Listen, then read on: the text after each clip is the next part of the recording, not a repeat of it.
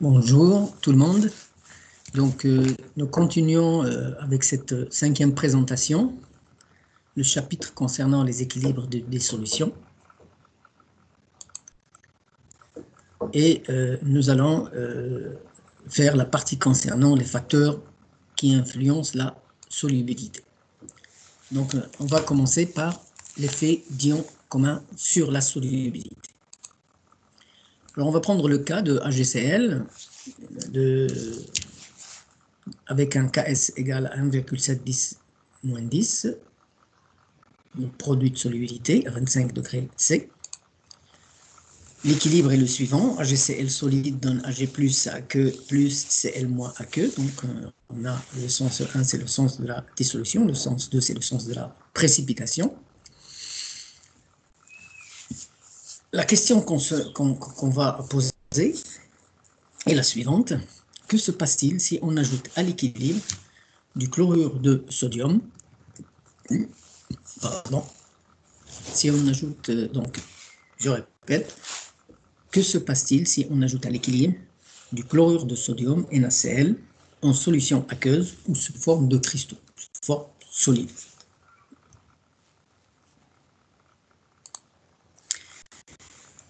Alors, l'ion Cl-, c'est l'ion commun aux deux électrolytes qui sont NaCl et AgCl.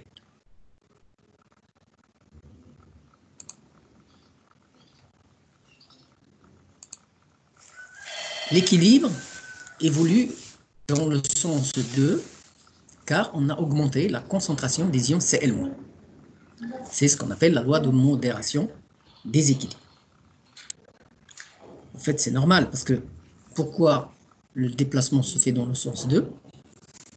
Parce que la concentration de Cl- va augmenter et l'équilibre va être déplacé dans le sens de la diminution de cette concentration, et ceci correspond à l'équilibre, correspond au sens 2, au sens de la précipitation. Le chlorure d'argent va donc se déposer. Et on va se poser. Si on déplace l'équilibre dans le sens 2, donc on aura dépôt de AgCl. Et donc, si on déplace cet équilibre dans le sens de la formation du précipité, ça veut dire que la solubilité va diminuer. Conclusion, il y a donc un recul, une diminution d'ionisation par effet d'ion commun.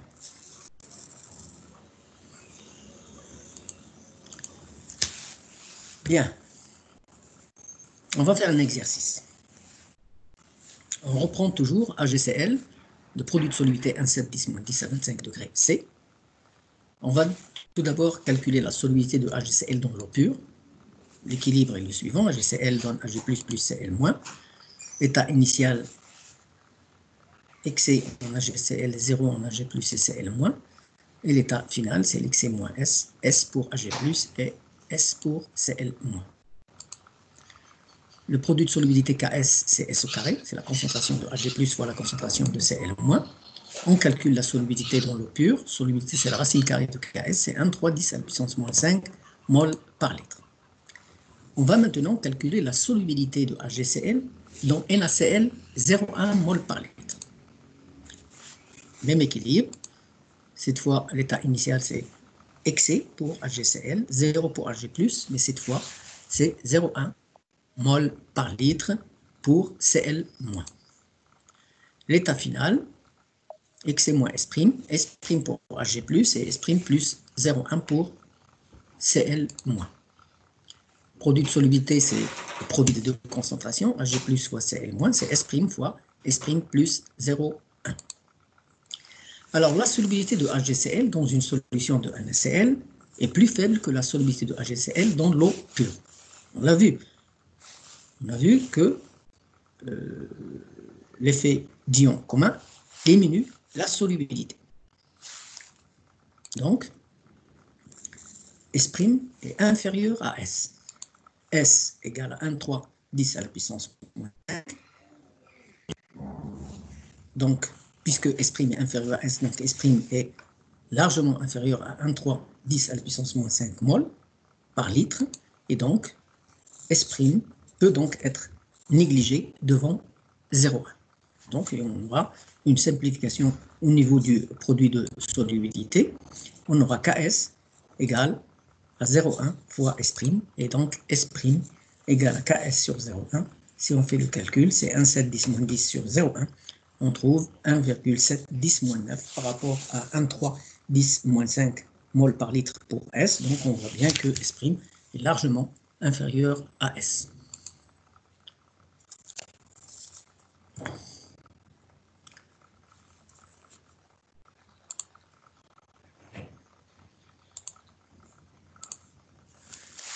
On va prendre un exemple.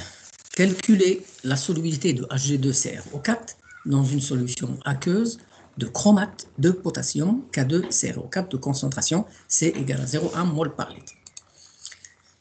Évidemment, on a déjà calculé, on avait déjà donné le produit de solubilité de ce composé Hg2CrO4 dans l'eau pure, Ks égale à 9 10 à la puissance moins 12, et on a calculé sa solubilité dans l'eau pure, et on a trouvé 1,31 10 - 4 mol par litre. Voilà l'équilibre de dissolution de ce composé, Hg2CrO4 solide, donc 2Ag+, plus CrO4 2-, c'est un composé de type XY2.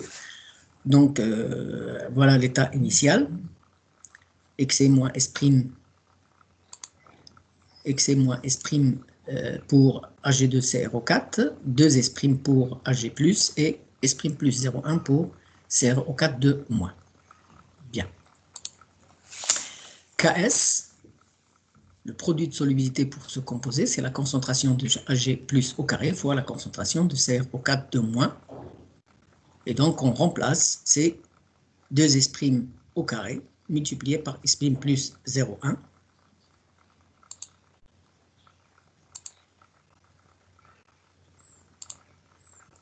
est égal à 4S' au carré multiplié par S' plus 0,1.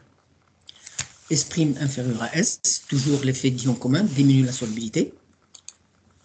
Comme S égale à 1,31 10 - 4, donc S' est largement inférieur à 1,31 10 - 4, et donc on peut négliger donc S' devant 0,1. Et le produit de solubilité va devenir égal à 4S' au carré fois 0,1. Donc S', c'est la racine carrée de Ks sur 4 fois 0,1, et on trouve une valeur de 4,74 10 à la puissance moins 6 par rapport à 1,31 10 - 4. On voit bien que S' est inférieur à S. On va passer maintenant à l'effet du pH sur la solubilité. La solubilité des électrolytes, qui présentent des propriétés acido-basiques, peut être influencée par le pH du milieu. On va prendre l'équilibre suivant. MgOH 2 fois, qui donne Mg2 plus 2OH-. On va l'appeler équilibre A. On a le sens 1 de la dissolution et le sens 2 de la formation du composé MgOH 2 fois. Si on ajoute une solution de NaOH, la concentration des ions OH- va augmenter, évidemment. On va basifier, on va ajouter une base à cet équilibre de dissolution, donc on va augmenter la concentration des ions OH-. L'équilibre va être déplacé dans le sens 2, évidemment, selon la loi de modération. Comme la concentration de OH- augmente, l'équilibre va être déplacé dans le sens de diminution de cette concentration. Donc c'est le sens 2. Et si l'équilibre est déplacé dans le sens 2, ça veut dire que la solubilité de MgOH 2 fois diminue. Si maintenant on ajoute une solution acide, comment faire les ions OH-? Les ions OH- seront éliminés par neutralisation selon la réaction H3O plus OH- donc 2H2. L'équilibre A va évoluer dans le sens 1, donc, pour retrouver évidemment un nouvel état d'équilibre. Puisque, comme les ions OH- vont être consommés, vont diminuer, donc, donc le sens va être le sens de déplacement de cet équilibre, va être le sens pour au fait, rattraper cette diminution. Donc, dans le sens de l'augmentation de la concentration de OH-, en fait. Donc, dans le but, qui est le suivant, l'équilibre A, donc, doit retrouver un nouvel état d'équilibre. Donc, dans ce cas, lorsqu'on ajoute une solution acide, ça veut dire on ajoute des ions H3 au plus, la solubilité de MgOH 2 fois augmente. Donc, si on ajoute un acide, la solubilité augmente. Voilà la conclusion.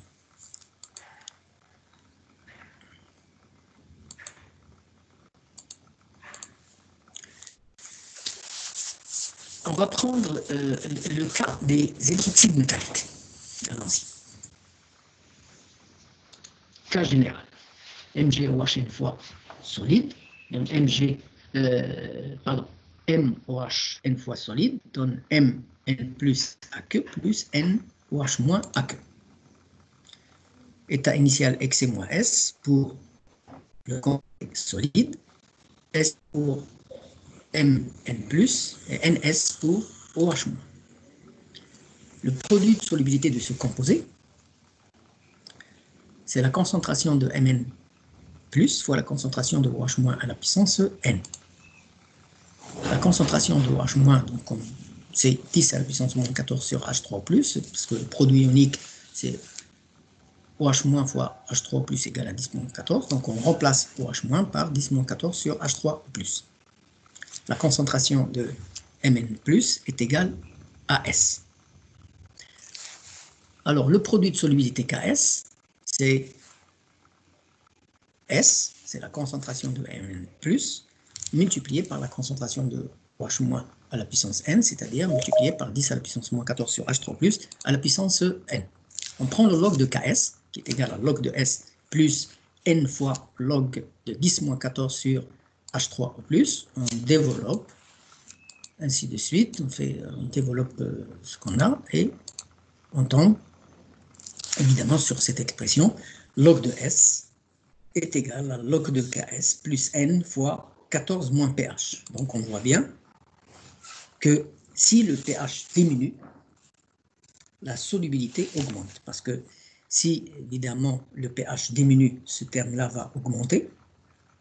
Log de Ks est une constante, donc le log de S va augmenter, donc S va augmenter.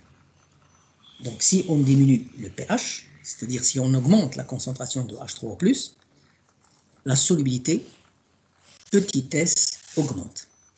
Si on diminue le pH, donc on augmente la concentration de H3O+. Et donc, si on augmente la concentration de H3O+, la solubilité va augmenter. Donc, l'acidification augmente la solubilité, en fait.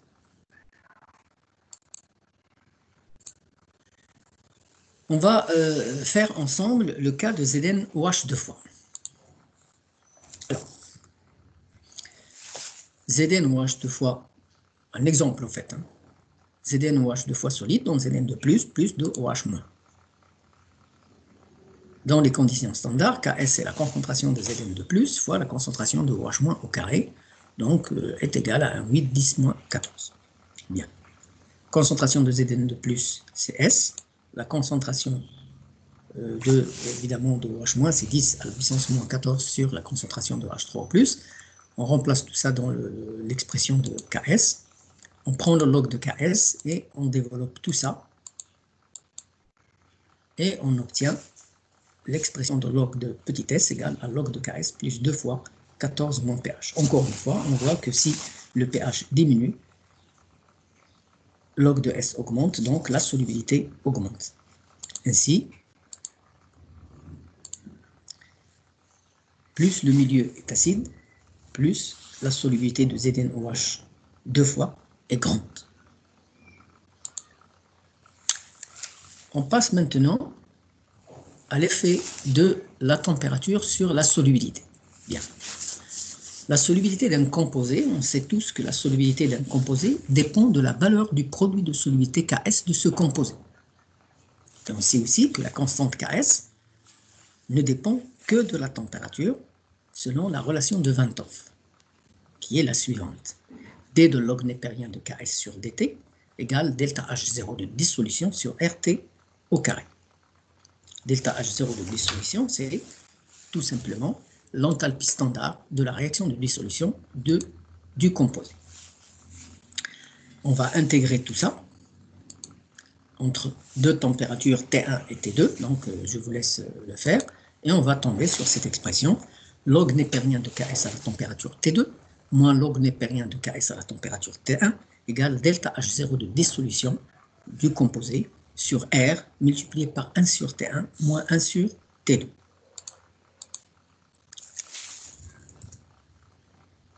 Alors, on va prendre, il y a deux cas en fait. On va prendre le premier cas. On va prendre le cas où l'enthalpie de dissolution du composé est supérieure à 0. Lorsque la température augmente, ça veut dire que T2 est supérieur à T1. Si T2 est supérieur à T1, ça veut dire que 1 sur T2 est inférieur à 1 sur T1. Comme delta H0 est positif, donc ça veut dire que 1 sur T1 moins 1 sur T2 est supérieur à 0. Et donc, on a évidemment delta H0 sur R facteur de 1 sur T1 moins 1 sur T2 est supérieur à 0. Donc, log de Ks à T2 moins log de Ks à T1 est supérieur à 0. Donc, en fait, le log népérien de Ks à la température T2 est supérieur au log népérien de Ks à la température T1. Et donc, ça veut dire que lorsque la température augmente, Ks augmente, et si Ks augmente, la solubilité augmente également. Donc, dans ce cas, une augmentation de la température va augmenter la solubilité du composé. Un exemple, voici quelques exemples, c'est le cas de CuSO4, NaCl, PbCl2. Donc, ce sont des composés pour lesquels l'enthalpie de dissolution de ces composés est supérieure à 0. Ce sont des réactions endothermiques. Et donc, une augmentation de la température pour ces composés va augmenter au fait la solubilité. Deuxième cas, si maintenant le delta H de dissolution est inférieur à 0, réaction exothermique. Toujours la même chose, lorsqu'on augmente la température T, ça veut dire que T2 est supérieur à T1, ça veut dire que 1 sur T1 moins 1 sur T2 est supérieur à 0. Comme le delta H0 est négatif, ça veut dire que le delta H0 de dissolution sur R facteur de 1T1 moins 1 sur T2 est inférieur à 0. Et donc, le log népérien de Ks à la température T2 est inférieur au log népérien de Ks à la température T1. Et donc, lorsque la température augmente, Ks diminue et la solubilité diminue également. L'exemple, c'est l'exemple du calcaire CaCO3. Dans ce cas, le delta H de dissolution est négatif. Il s'agit d'une réaction exothermique. Donc, une augmentation de la température va diminuer la solubilité. C'est donc le signe de l'enthalpie standard de dissolution qui détermine le sens de l'évolution de la solubilité petit s avec la température. Évidemment, le plus souvent, la solubilité d'un composé ionique augmente avec la température. On va prendre un exemple. On va voir la dissolution de HgCl en solution aqueuse à 25 degrés C. L'équilibre est le suivant, HgCl donne Hg+, plus Cl-, Ks 1,6,10 moins 10. Le delta H de dissolution de HgCl à 298 K, c'est 65 kJ mol moins 1, c'est supérieur à 0, il s'agit d'une réaction endothermique. L'augmentation de la température augmente la solubilité. Ça, c'est le principe de Le Chatelier. Puisque le delta H est positif, donc on a déjà vu qu'une augmentation de la température augmenterait la solubilité. On peut le démontrer si on applique la relation de Van't Hoff, évidemment, en considérant que le delta H 0 de dissolution est constante dans l'intervalle de température entre 25 et 100 degrés C. Bien, on va tout d'abord calculer le produit de solubilité de HgCl à 100 degrés C. On a log népérien de Ks à T2 moins log népérien de Ks à T1 égale delta H0 de dissolution sur R multiplié par 1 sur T1 moins 1 sur T2. Donc T1 c'est 25 degrés, T2 c'est 100 degrés C.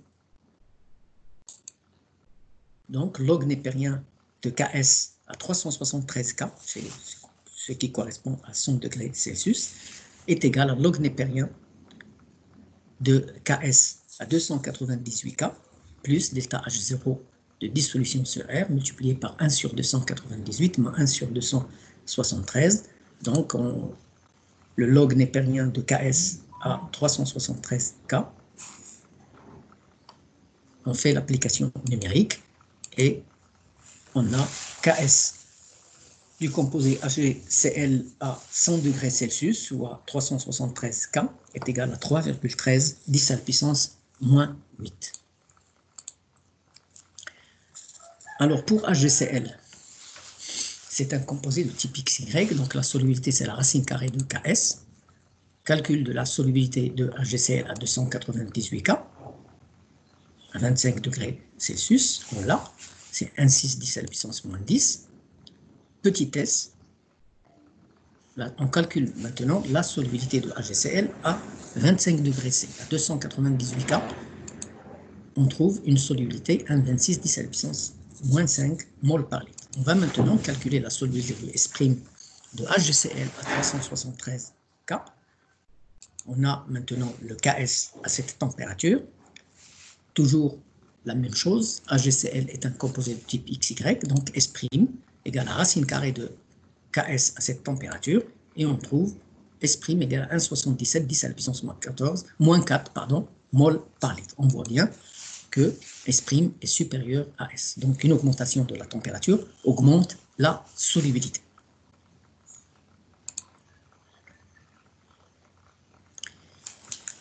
Voilà, merci pour votre attention. Donc on va s'arrêter là pour aujourd'hui. Donc nous continuerons la semaine prochaine la dernière partie de notre cours sur les réactions d'oxydoréduction. Voilà, donc je vous souhaite bon courage, je vous dis restez chez vous et à la prochaine présentation. Merci.